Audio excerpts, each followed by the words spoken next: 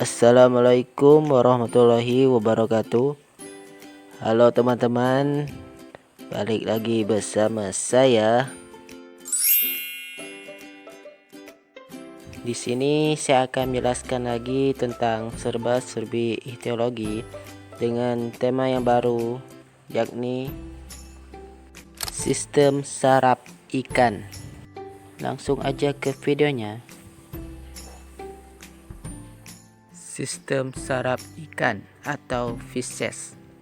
Ikan mempunyai otak yang pendek, lobus olfaterius, hemisfer cerebral, dan dies velon kecil. Sedangkan lobus opticus dan cerebellum besar ada 10 pasang saraf kranial. Korda saraf tertutup dengan lengkung-lengkung neural sehingga mengakibatkan saraf spinal berpasangan pada tiap segmen tubuh. Pada ikan, otak besar dan otak tengah berhubungan dengan saraf penglihatan. Kedua otak ini tidak berkembang dengan baik, sedangkan otak kecil merupakan tempat saraf keseimbangan dan gurat sisi. Otak kecil berkembang dengan baik. Sistem saraf pada ikan berupa gurat sisi yang merupakan suatu saluran di bawah kulit yang mempunyai saluran keluar tubuhnya. Di permukaan tubuhnya, saluran-saluran ini merupakan lubang-lubang membentuk barisan dalam satu garis. Pada saluran gurat sisi terdapat rambut-rambut sensoris yang letaknya teratur disebut neuromas. Neuromas ini mempunyai kepekaan terhadap tekanan dan arus air. Selain itu juga untuk mengetahui objek yang bergerak berupa mangsa atau yang memangsanya. Ikan mempunyai mata yang lebar. Mata lebar itu mungkin hanya jelas untuk melihat dekat, tetapi dapat digunakan untuk mendeteksi benda-benda yang bergerak di atas permukaan air atau di darat di dekatnya. Telinga dalam dengan 3 saluran semirkular dan sebuah otolit untuk keseimbangan. Ikan tidak mempunyai telinga tengah, jadi tidak ada gendang telinga. Oleh sebab itu, vibrasi atau suara diterima dan diteruskan melalui kepala atau tubuh. Garis lateral tubuh mempunyai perluasan di daerah kepala dan berguna untuk mendeteksi perubahan tekanan arus air, seperti menghindar dari batu-batuan. Garis lateral itu diinervasi oleh saraf karinal ke X dan N. Bagus. Oleh sebab itu beberapa ahli berpendapat bahwa telinga tengah pada vertebrata air berasal sama seperti garis lateral.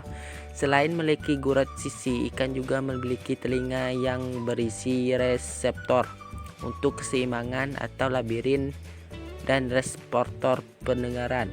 Sel-sel rambut pada surat sisi ikan peka terhadap getaran dengan frekuensi lebih dari 2000 Hz. Mata lebar dengan diseliputi semacam lendir. Gurat sisi berfungsi untuk melihat keseimbangan tubuh dan sebagai pendeteksi perubahan arus. Itu adalah contohnya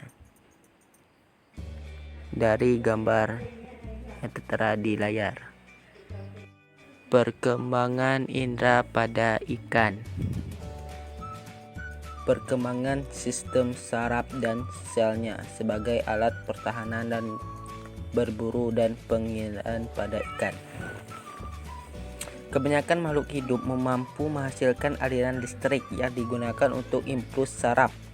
Beberapa spesies ikan, selnya berkembang menjadi suatu susunan yang kompleks dengan menggabungkan sistem sarafnya, sehingga pada beberapa spesies ikan terdapat ikan mampu menghasilkan aliran listrik yang cukup besar tegangnya.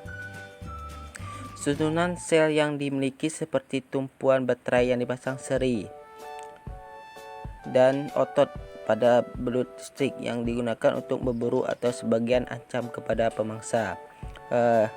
Sebagai contohnya, di layar ada di sebelah kanan, yaitu ikan torpedo, organ listriknya terdapat pada pangkal sirip. Dan yang kedua, belut listrik, organ listrik membentuk 2 kolom di sepanjang sebuah bagian bawah yang mengirim arus listrik dan ekor sampai kepala. ikan yang melihat dengan medan listrik.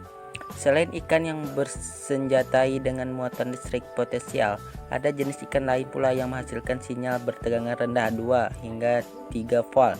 Jika ikan ini tidak menggunakan sinyal listrik lemah semacam ini untuk berburu dan mempertahankan diri, lalu digunakan untuk apa? Ikan ini memandang sinyal lemah ini sebagai alat indera. Sebagai contohnya di layar sebelah kanan.